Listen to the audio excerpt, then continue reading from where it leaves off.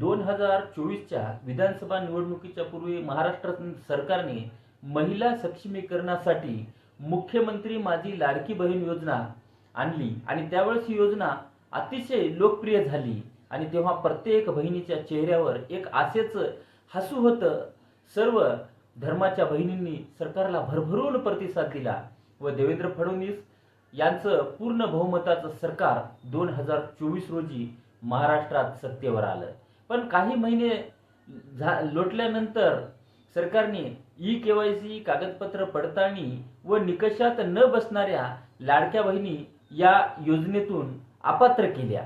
पण आज त्याच योजनेची अंमलबजावणीत एक शून्य करणारी वस्तुस्थिती समोर आली. मे महिन्याच्या मध्यात राज्यातील लाखो बहिणीच्या खात्यामध्ये मार्च आणि एप्रिल या 2 महिन्याचे 1,500 2-3 दिवसाच्या फरकामध्ये 3,000 रुपये एकत्र जमा झाले. मात्र पात्र असूनही अनुसूचित जाती म्हणजे SC आणि बौद्ध समाजातील 90% जास्त भगिनींचे हप्ते रोखले गेले. बाकी सर्व समाजातील भगिनीला पैसे आले, फक्त बौद्ध समाजातीलच भगिनींचे पैसे रोखले. सुरुवातीला ही तांत्रिक चूक वाटली, पण नंतर समजले की सरकारने जाणून बुजून या लाडक्या बहिणीचे पैसे रोखवले. कारण सर्व समाजाचे आले आणि बौद्ध समाजाचे रोखवल्यामुळेच जाणून बुजून रोखवले असे वाटले. ज्या कुटुंबाकडे स्वतःची शेती नाही ना मोठी नोकरी, जे केवळ रोज मंजुरीवरच आपला उदरनिर्वाह करतात, अशा अत्यंत गरजू बौद्ध आणि वंचित महिलांचे हक्काचे पैसे सरकारकडून रोखले जाणे हे अत्यंत वेदनादायी बाब आहे.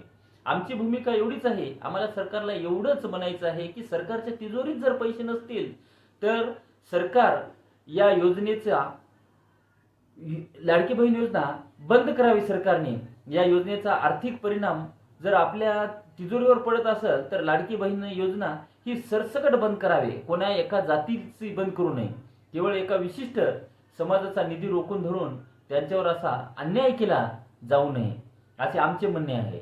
एक आठवडा वाट पाहूनही अनुसूचित जातीच्या लाडक्या बहिणीच्या खात्यात मार्च व एप्रिलचे पैसे न आल्याने बौद्ध समाजातून उमटलेल्या तीव्र संतापानंतर सरकारने 20 मे रोजी नवा शासन निर्णय म्हणजे GR काढून SC व नवबौद्ध भगिनीसाठी 334.43 कोटी रुपयांचा थकीत निधी मंजूर केला आहे.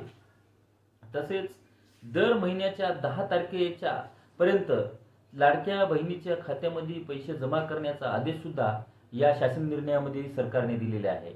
प्रशासनाला आणि नेतृत्वाला हीच विनंती आहे की छत्रपती शाहू फुले आणि आंबेडकरांच्या महाराष्ट्रात योजनेच्या बजेटवर जातीय रंग लावू नये. या नव्या GRची अंमलबजावणी त्वरित व्हावी आणि हे हप्ता आमच्या सर्व जे वंचित आहेत पात्र असून सुद्धा लाडक्या बहिणी यांना लवकरात लवकर मिळवून द्यावा हीच सरकारकडून आमची अपेक्षा आहे.